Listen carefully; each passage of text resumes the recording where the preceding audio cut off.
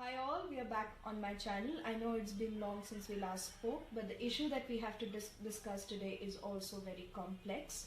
But before we go into discussion of depression, it's very important to first understand the various myths that are attached with psychology. I know many of you who are watching this video might start thinking that probably you're getting evaluated, you're being judged, you're being labeled just because you're having some of the symptoms that I'm going to discuss today.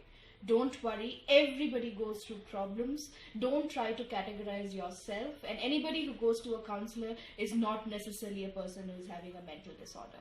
Even people like you and I could also go and discuss our problems and find certain solutions. Having said so, let's discuss further on depression.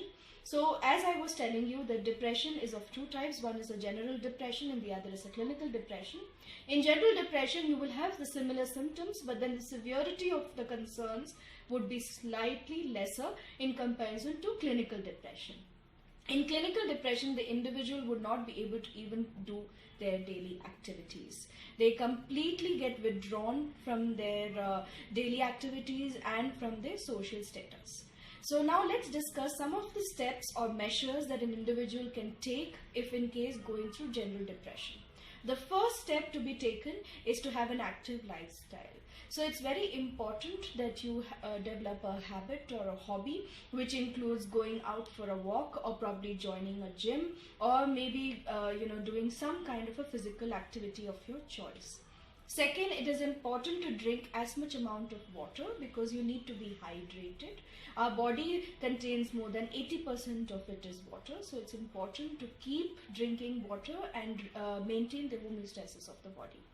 Third, it is important that you socialize, you make friends, you go out, you take out time for yourself from your daily schedule, introspect a little. This is a very important term. Until you don't analyze who you are, where you're going wrong, sometimes the problems gets escalated and you get overwhelmed by the repercussions of the same. Fourth, you need to categorize and prioritize your problems as per the need of it to be taken. For example, if there is an issue that you feel that is affecting your daily activity today, you should focus on that than on the problem that might affect you tomorrow. Once you have prioritized your problems, then we move on to the fifth step. Break down the problem into smaller problems and try to find solutions for the same. When the problem is broken down into smaller ones, it doesn't seem so overwhelming as it would have seemed when you were dealing with the entire issue. And fifth, in case still you're not able to find a solution to your concerns, talk to a confidant, talk to a friend, talk to a loved one. I'm sure the solution will come up. And for those who are going through clinical depression, please do not be ashamed to approach a counselor or a clinical psychologist or a psychiatrist because immediate help is required for those.